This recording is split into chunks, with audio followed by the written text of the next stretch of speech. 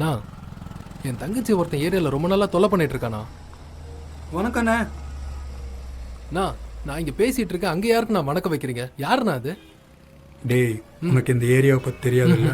இவங்க தான் அம்பிகா என்டர்பிரைசஸ். இதுதான் சிவா, குணா. ரொம்ப கஷ்டப்பட்டு முன்னுக்கு வந்தவங்க. இந்த ஏரியாவில் நிறைய வியாபாரம் வச்சுருக்காங்க. அதில் அவங்களுக்கு ரொம்ப பிடிச்சது இந்த மரக்கடை தான். இங்கே தான் எல்லா டீலிங்கும் செட்டில்மெண்ட்டும் நடக்கும். யாருக்காவது ஒன்றுன்னா ஆளாக வந்து நிற்பாங்க. இது வெறும் மரக்கடை மட்டும் இல்லை, ஜனங்க பிரச்சனையை சரி பண்ணுற கடையும்.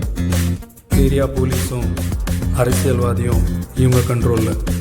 குணா, சிவா ஒருத்தருக்காக ஒருத்தர் உயிரையும் கொடுப்பாங்க. லாரன்ஸ் அண்ணா, எத்தனை லோடு வந்திருக்கு? 10 லோடு வந்திருக்குண்ணா. 22 வரணுமே, 10 தான் வந்திருக்குன்ற. என்னன்னு கேளு. வணக்கண்ணா. சரி வாமூர்த்தி, வீட்டு வேலையெல்லாம் முடிஞ்சுதா? முடிஞ்சதுண்ணா. நம்ம பண்ண உன் வீட்டு வாசக்கால் ரொம்ப அழகா வந்திருக்கியா? நம்ம சைடுல வேலை ஏதாவது பெண்டிங் இருக்கான்னு? குணா. சிவா, இந்த வரேன். என்னாச்சுப்பா, ஏன் அழுகுற? என்ன பிரச்சனைன்னு சொல்லு. அதானே அண்ணா, உங்களுக்கே தெரியும், இன்னும் 2 நாளில் கிரகப்பிரவேசம் வச்சிருக்கேன்னு. பில்டர் இப்போ சாவியை தரமாட்டேங்கிறாருண்ணே. ஒரு எக்ஸ்ட்ரா 10 லட்ச ரூபாய் கேட்குறாருண்ணே. சொந்த பந்தத்துக்கெல்லாம் சொல்லிட்டேன், என்ன பண்ணுறதுனே தெரியல. நீங்கள் தான் பார்த்து ஹெல்ப் பண்ணோண்ணா. அந்த பில்டர் யாரு? முனிரத்னமா? ஆமாண்ணா. லாரன்ஸ், உடனே கால் பண்ணி இந்த முனிரத்னத்தை என்ன வந்து பார்க்க சொல்லு. அண்ணா இதோ வர சொல்கிறேண்ணா ஃபோன் பண்ணி. அண்ணா வணக்கம். என்னப்பா, அப்பா எப்படி இருக்காரு? ஏதோ கேள்விப்பட்டேன். அதெல்லாம் ஒன்றும் இல்லைண்ணா, அந்த ஏரியாவில் ரேட் ஏறி போச்சு. உங்களுக்கு தெரியாதது ஒன்றும் இல்லை, உங்களுக்கு கூட பார்த்து பண்ணிக்கலாண்ணா. அடிங், எங்க வந்து என்ன பேசுற? தொலைச்சி. லாரன்ஸ்,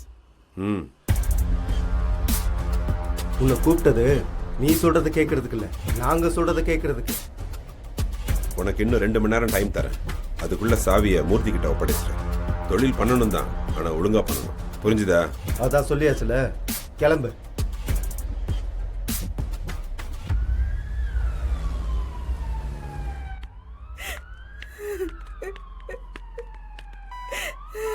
தம்பி, நீங்க படிக்க வச்ச பிள்ளைய பாருங்க தம்பி. வேலைக்கு போயிட்டு ஒரு ஓரமா வீட்டுக்கு வந்த பொண்ணை இடிச்சிட்டு நிக்காம போயிட்டான் தம்பி.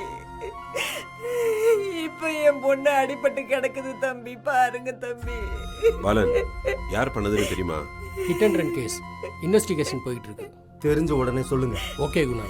குணா, அவங்களுக்கு என்ன வேணுமோ பார்த்து பண்ணிடு. சரி சிவா, நீங்க கவலைப்படாதீங்க, நான் பாத்துக்கிறேன். சரிங்க தம்பி.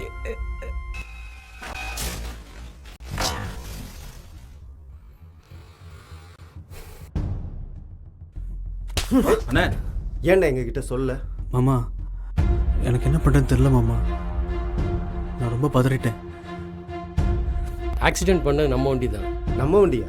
ஆமாம், நம்ம சிவலிங்கம் போய் ஆதஸ்தா வண்டி ஓட்டியிருக்கோம். ஆக்சிடென்ட் பண்ணது நம்ம வண்டி தான் தம்பி. ஆதஸ்தா வண்டி ஓட்டியிருக்கான்.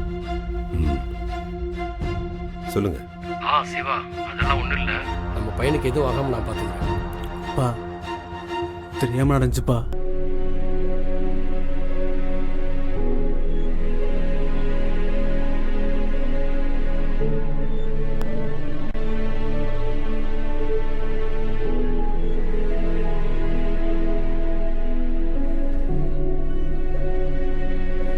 பா, நானே சரண்டர் ஆயிடுறேன்ப்பா.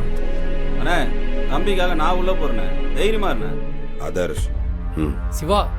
சிவா, நீ சும்மா இரு, அவன் போட்டோம். என்ன சிவா? ஏரியாவில் எவ்வளவோ செல்வாக்கு இருந்தோம், தப்பு பண்ணது அவரோட பையனாக இருந்தோம், தண்டனை வாங்கி கொடுத்தாங்க. கிட்டாலும் மெயின் மக்களேன்னு சொல்கிறோம் இல்லையா, அது உண்மையாக இருக்கிறவங்களும் தர்மத்தை காக்கிறவங்களும் தான். இப்போ புரியுதா உன் பிரச்சனை யார்கிட்ட சொல்லணும்னு? புரியுதுண்ணா.